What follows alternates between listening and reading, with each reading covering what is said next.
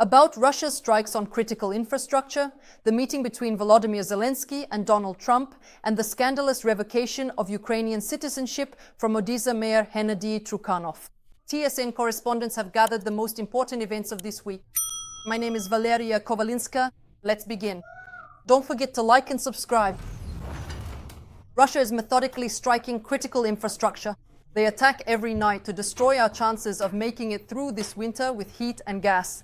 Just recently, for the sixth time since the beginning of October, they launched dozens of missiles and drones at our facilities. The infrastructure in Vinnytsia, Sumy, and Poltava regions was under enemy attack. Production there had to be halted. 6,500 consumers in Poltava region across 6 settlements were left without gas. Due to Russian shelling, emergency power outages have been implemented in 8 regions, according to Ukrenergo. Restrictions are in place in Kharkiv, Sumy, Poltava, Zaporizhzhia, Kirovohrad, Dnipropetrovsk, and Khmelnytsky regions, as well as in part of Cherkasy region. It was also necessary to introduce schedules for industrial consumers.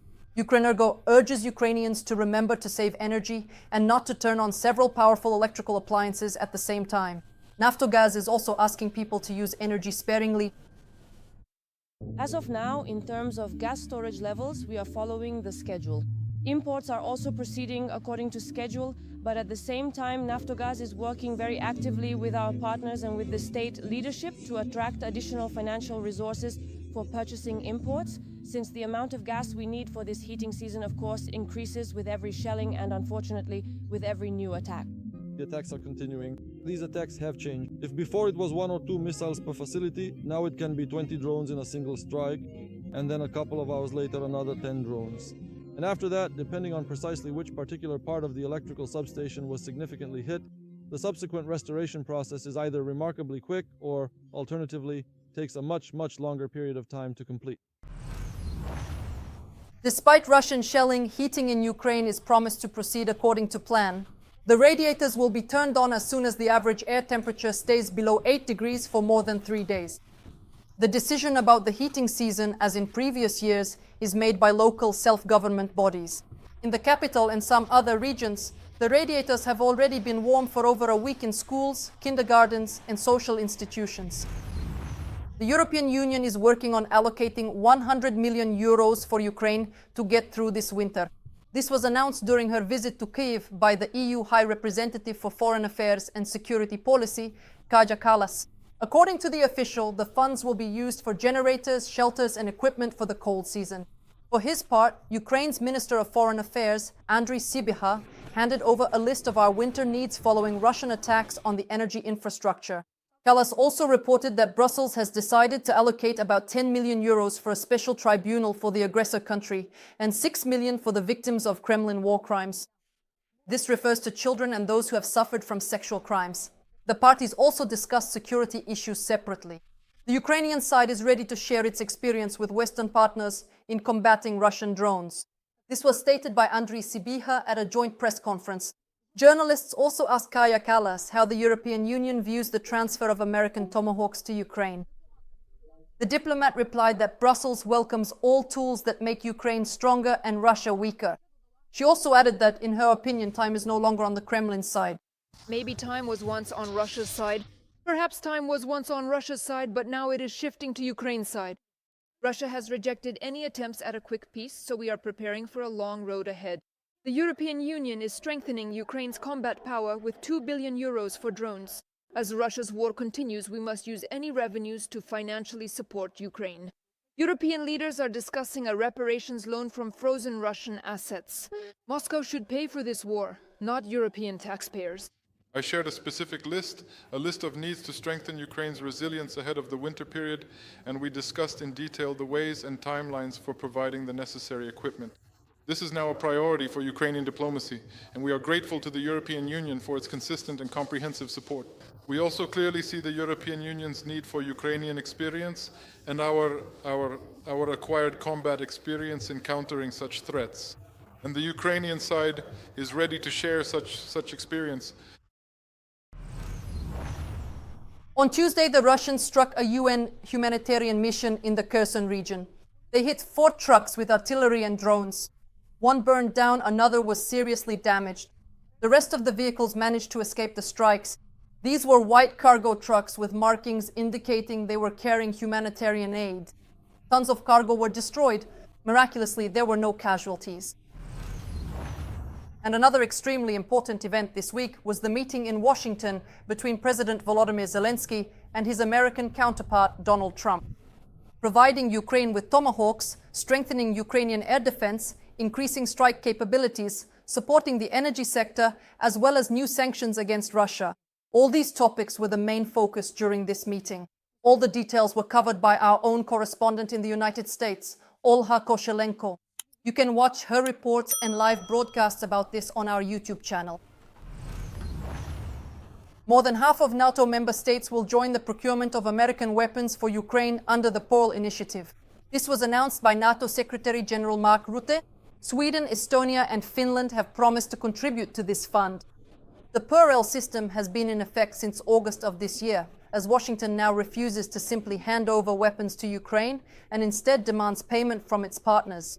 NATO allies also discussed today how to create a drone wall to counter Russia. They want to launch the new drone defense system by the end of 2027. And Germany has taken the initiative to create such an EU air defense shield. The local defense minister, Boris Pistorius, announced that they will invest 10 billion euros in all types of UAVs. In addition, during the North Atlantic Alliance meeting, the Czech side revealed details of its initiative to provide ammunition to Ukraine. Defense Minister Jana Chernokova reported that foreign donors have provided $4 to $5 billion for this project.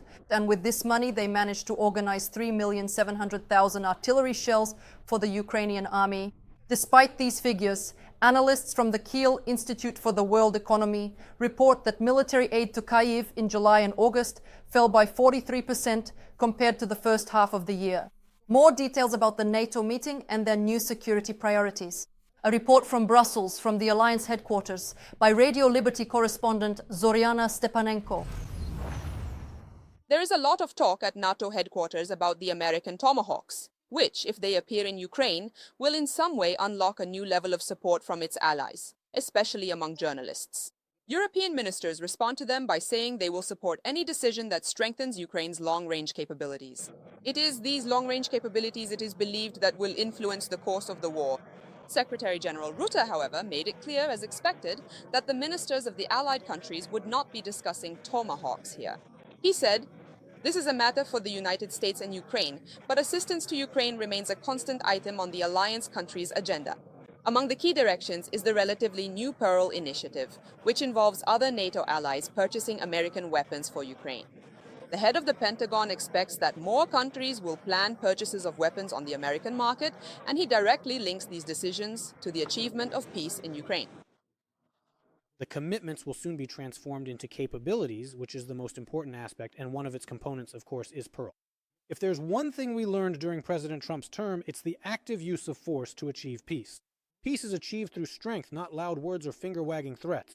It is achieved through strength when you have strong and real capabilities that are respected by your adversaries. Currently, 13 countries have purchased or are planning to purchase aid packages for Ukraine under this initiative. Today, Finland joined this list. Its Minister of Defense announced the corresponding intention to journalists. Why American weapons? First, the European defense industry has not increased its production capacity to a scale that would meet Ukraine's needs. Second, it is the American arsenal that contains weapons with no counterparts in terms of effectiveness. At least that's how Ukraine's ambassador to NATO explained it to us. Her delegation, led by Defense Minister Denis Shmyhal, is persuading partners here to take an active part, and the Secretary General of the Alliance is optimistic about this. There is every compelling reason to believe today that many other sovereign countries will undoubtedly sign on to this extremely vital and critically important assistance, including advanced air defense systems, and in particular, highly effective interceptor missiles, which are absolutely crucial for Ukraine to ensure the maximum possible protection of its innocent civilian population and essential vital infrastructure from the relentless and brutal constant Russian attacks. Some countries have already announced new military aid packages for Ukraine today. The Netherlands is investing $90 million in drone production in Ukraine. There is unused capacity there. Estonia is also providing a batch of drones. However, the defense minister of this Baltic country also emphasizes a worrying trend, the decrease in the volume of military aid to Ukraine. Rutte did not agree with this statement. Our sources in diplomatic circles within the alliance point out that the purchase of American weapons for Ukraine began in the middle of the budget year and suggest that this may have affected what some consider to be the slow pace of investment. The countries have already planned all their expenditures for this year.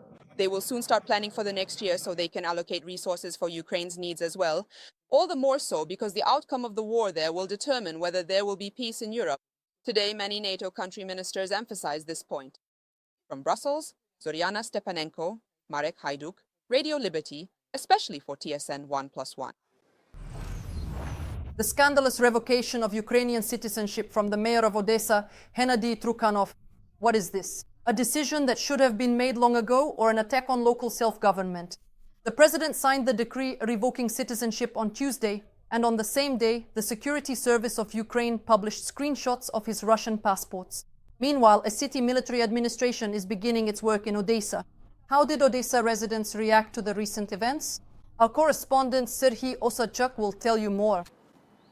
Anxious deputies, stunned Odessa residents, and a demonstration in support of stripping Hennady Trukhanov of Ukrainian citizenship, Odessa has been in turmoil for the second day. Military administration for Odessa. The day before, more than 50 activists even popped champagne to mark the extraordinary news. Since yesterday in Odessa, everyone is talking only about the mayor. Will Trukhanov really step down from his position? And who will replace him?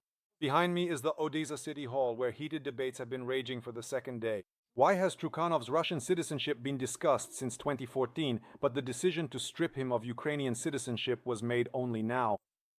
According to investigative materials, the Ukrainian official received an updated foreign passport of the occupying country back in 2015. His internal Russian passport was confiscated by a court in the Moscow region in 2017. However, the cancellation or renunciation of such a document does not strip one of Russian citizenship. The documents presented by the SBU are fake. He never had a Russian passport. This, in turn, is what Hennady Trukhanov himself claims. I have never had and do not have Russian citizenship. Everything for this, all the necessary documents are available.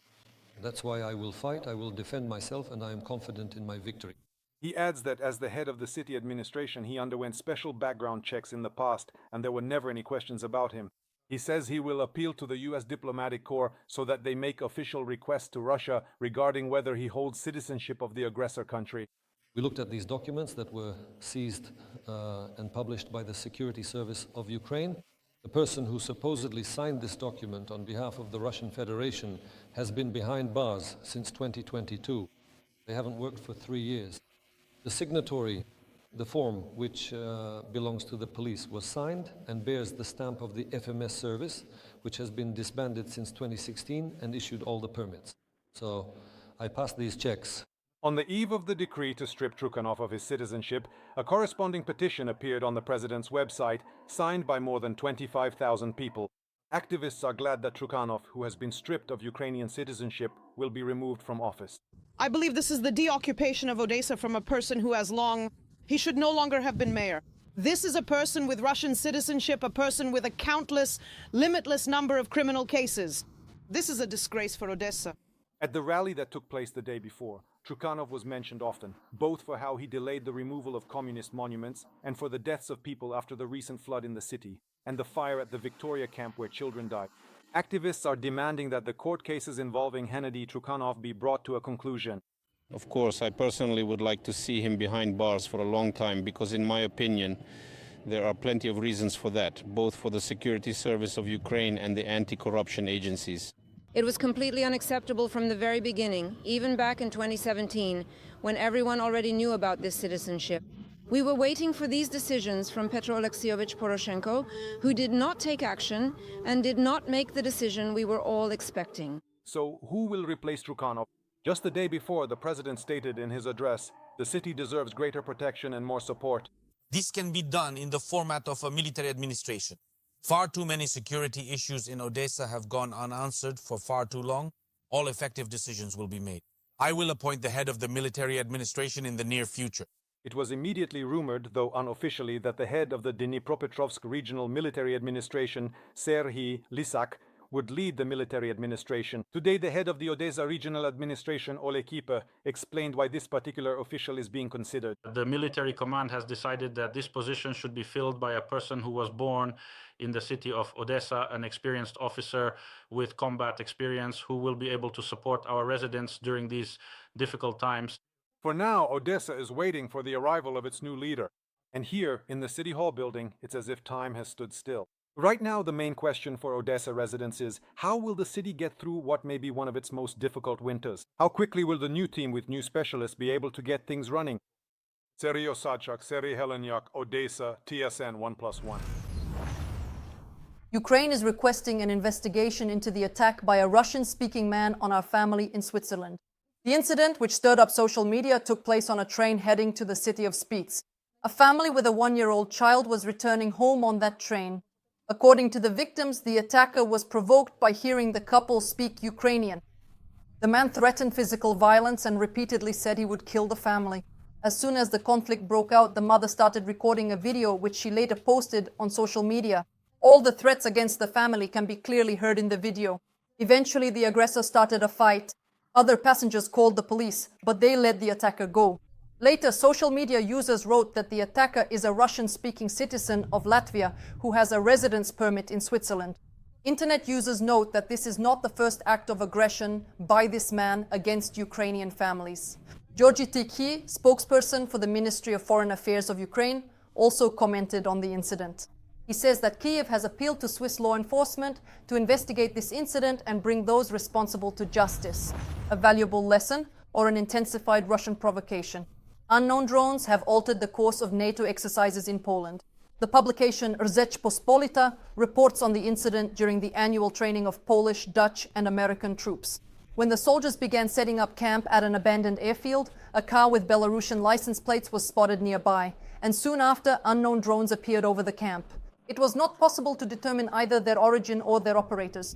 Therefore, the course of the exercises was changed, and within a few hours, electronic warfare equipment was delivered from the Netherlands. The commander of the exercises called the incident a valuable lesson in conducting operations under conditions of electronic interference and drone threats. I should note that the flights of unidentified drones, which are suspected to have a Russian connection, are becoming increasingly brazen. They have been spotted over both European government institutions and military bases, and now also in the area of NATO exercises. Against the backdrop of the Russian threat, Sweden is updating its shelters. The country is increasing its civil defense budget 7-fold and restoring dozens of shelters. How long will the process take? What difficulties are the Swedes facing? TSN correspondent Katarina Fedorchenko invites us to take a look inside a shelter in the center of Stockholm. In case of danger, residents of the Swedish capital will have to do what Ukrainians have already gotten used to, spend the night in a parking garage. This shelter was carved into the rock back during World War II, and it was renovated just last month. So during an attack, cars will be evacuated from here, and instead the shelter will be able to accommodate 1,200 people. The shelter can withstand explosions, shrapnel and other consequences of bombing. Moreover, it is airtight, so it can even withstand the effects of biogas, chemical gases, and even radioactive substances. Sweden began actively restoring shelters last year. Every year, it will allocate 100 million kronor for this purpose. That's about $9 million. First, they want to renovate the large shelters that can accommodate more than 1,000 people. There are dozens of such shelters in the country, dating back to the last century. Repairs are currently in an active phase at 24 of them. In total, there are 64,000 shelters in the country, so when all of them will be repaired remains an open question for now.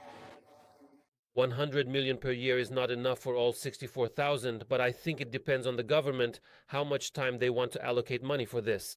However, the government intends to repair all the shelters in Sweden. And once we have repaired all the shelters, we might start building new ones.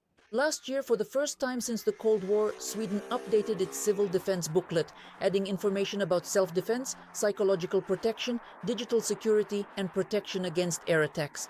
When asked whether citizens are now well prepared, not everyone gives an affirmative answer. I don't think we are very well prepared.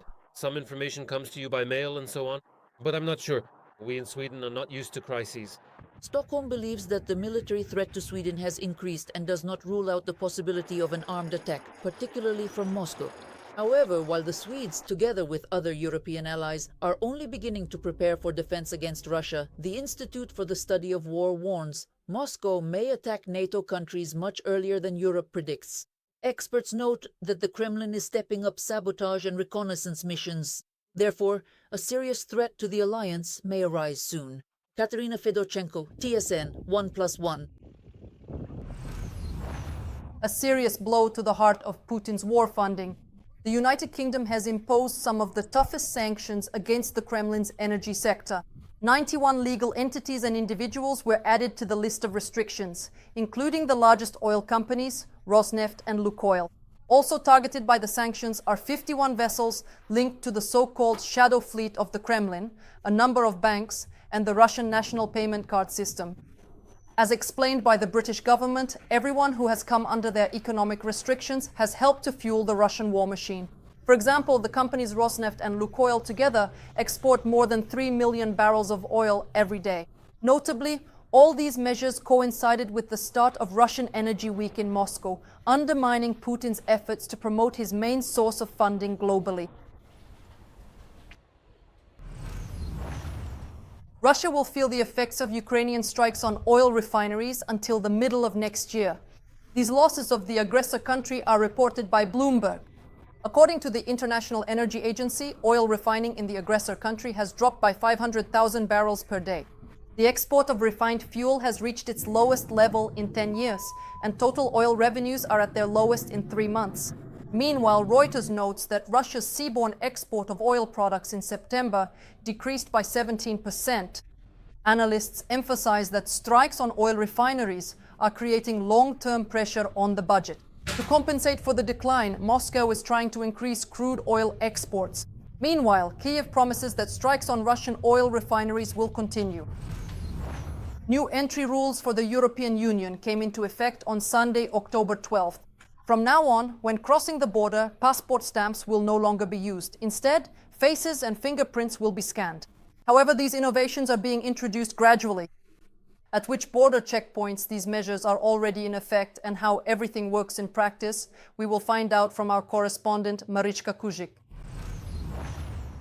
I am now at the Shehaini border checkpoint, and this is currently the only one out of 7 checkpoints on the Ukrainian-Polish border where the new digital control system has already started operating for entry into the EU. There are no lines right before the checkpoint, but after passing Ukrainian control, traffic slows down. Travelers say that because of facial and fingerprint scanning, crossing the border takes more time. And this is the situation at both the vehicle and pedestrian crossings. They take a photo of your finger and your face with some gadget that looks like a phone. It doesn't work without success. Sometimes they use a phone to take a picture, and sometimes there's mostly a frame. Everyone gets out and goes to the window, and there they take your photo and fingerprints. It slows things down a bit, yes, if there's a line, it slows things down. Basically, the main innovations are about digitizing travelers' data. This applies to those who are not citizens of the European Union and are crossing the border with a biometric passport. At the same time, the procedure does not apply to visa holders, those who have temporary protection status in one of the EU countries, or holders of so-called LBC cards, meaning local border traffic cards. This is for those who live within a 30-kilometer zone from the border. We have LBCs, so we pass through quickly. They called us for the LBC, so they scan it, but they don't scan the passport. People are waiting for a long time, standing for hours. Here in Shehaini, the digital system was operating in test mode for about a month, and as of yesterday, it has been officially implemented. It has also been introduced at the Mostyska Przemysl railway checkpoint. By the way, the train from Polish Przemysl to Kiev arrived today with a delay of an hour and a half. Here's what the passengers have to say. They used to take photos before, and now they also take fingerprints. But it's just an extra 10 seconds, that's all. The lines aren't because of this. There just aren't enough border guards. It was very quick. Literally a second. The biometric system will be implemented gradually over the course of 6 months. So for now, there are no changes at other checkpoints in Volyn or Bukovina. Here's what the passengers of the Chelm-Dnipro train, which passes through the Dorohusk-Yahodin checkpoint in Volyn, have to say. We weren't checked. Of course, in the usual manner, they just stamped our passports. It's unclear how they're going to do this on the train either, and at first, yes, it will take a long time. It'll be a lengthy process, and I think the lines at the borders will be much longer. When the system is fully operational, facial scans, fingerprinting, and passport checks will be carried out when crossing the external border of all 29 European countries. The goal of these innovations is to minimize the risks of document forgery, illegal border crossings, or even espionage. Marichka Kudzik, Tetiana Komic, Ihor Bondarenko, Andriy Popovich, TSN 1+1.